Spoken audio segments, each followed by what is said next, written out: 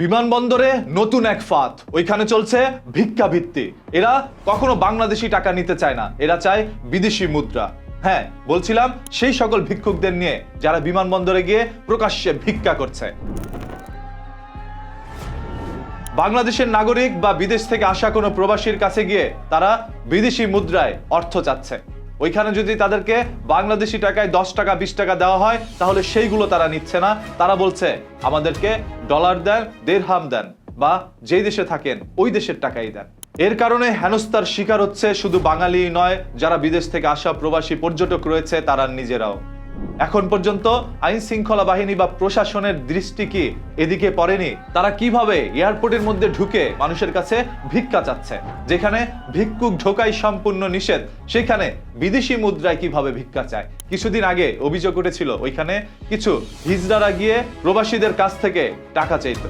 এর পরবর্তীতে হয়তোবা হিজড়ারা সরে গেল, এখন নতুন করে কোনো ভিক্ষুক ওইখানে মোতায়েন করা হয়েছে।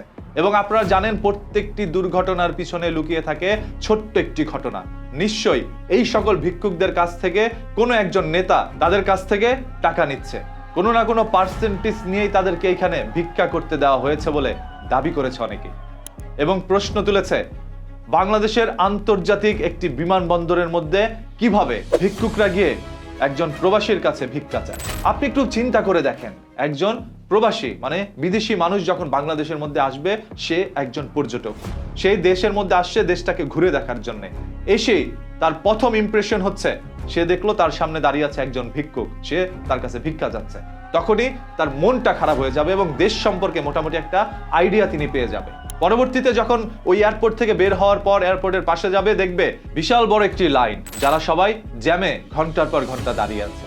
হ্যাঁ, তখন একজন প্রবাসী বা একজন বিদেশি নাগরিক এদেশে আসার পর তারা ভাববে যেই প্লেনে আমরা এখানে নেমেছি সেই প্লেনেই আবার পুনরায় আমাদের গ্রামে আমরা ফিরে যাব, আমাদের দেশে ফিরে যাব, এই দেশে থাকবো না।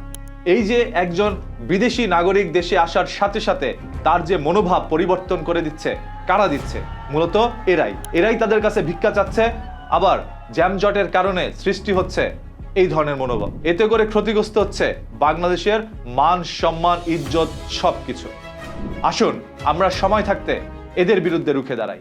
কারা এদেরকে মদক দিয়ে এয়ারপোর্টের মধ্যে ভিক্ষা করাচ্ছে, এদেরকে শনাক্ত করুন, এদেরকে বের করে নিয়ে আসুন। তাহলেই দেখতে পারবেন এই ভিক্ষা ভিত্তি বা এই নতুন ফাঁদ থেকে বাঁচতে পারবে বিদেশি নাগরিক এবং বাংলাদেশের প্রবাসীরা।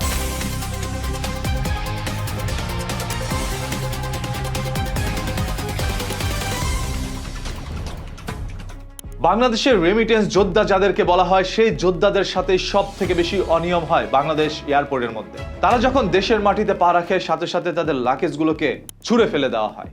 এরকম হাজারো অভিযোগ রয়েছে। তাদের সাথে বাজে ব্যবহারও করা হয় এয়ারপোর্টের ভিতরে। কেন সেই প্রবাসীদেরকে সম্মান করা হচ্ছে না, তাদেরকে যথাযথ ইজ্জত করা হচ্ছে না, মূল্যায়ন করা হচ্ছে না, সেই প্রশ্নের উত্তর এখনো মিলেনি। এয়ারপোর্ট থেকে বাজে আচরণের শিকার হওয়ার পর যখন বাইরে বেরিয়ে আসে, তখন তো নানা ধরনের সিন্ডিকেটের সম্মুখীন হয় তারা। যেই এয়ারপোর্ট থাকার কথা ছিল সব থেকে নিরাপদ, সেই এয়ারপোর্টই এখন সব থেকে নোংরা।